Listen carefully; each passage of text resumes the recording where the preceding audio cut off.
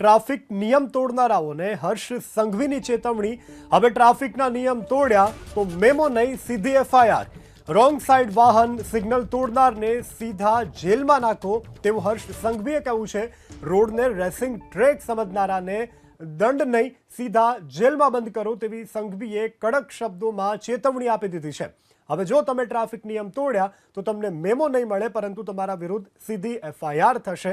અને આ વાત કરી છે ગૃહ રાજ્યમંત્રી હર્ષ સંઘવીએ। લોકો કહે છે ને કે ફાઇન ના ઉઘરાવવું જોઈએ, આપણે ફાઇન નહીં ઉઘરાવવાનો, આપણે એની ઉપર 100% 2-3 કિસ્સાઓ એવા પકડવા જોઈએ કે જે રોંગ સાઈડ ડ્રાઇવિંગ કરતું હોય, જે લોકો સિગ્નલ તોડતા હોય, જે લોકો રોડને રેસિંગ ટ્રેક માનતા હોય, એવા લોકો પાસેથી કોઈ ફાઇન લેવાની જરૂર નથી। એવા લોકોને સીધા અરેસ્ટ કરીને કડક કલમો લગાડીને જેલના હવાલે બંધ કરો ને, એનું નસીબ હશે એ થશે। કેના માટે આપણે ફાઇન લેવાનું?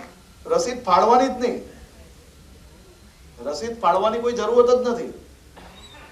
10 દિવસ તક હાથમાં સ્લેટ પકડાવરાવો એટલે અંદાજો બધાને આવી જશે। 2-4 દિવસ મનીષભાઈને બધા લખશે કડક, કઈ વાંધો નહીં, એ એમનું કામ કરે, આપણે આપણું કામ કરશું। પરંતુ નિયમોનું પાલન કરાવવું હોય તો કડક હાથે કરાવવું ખૂબ જરૂરી છે।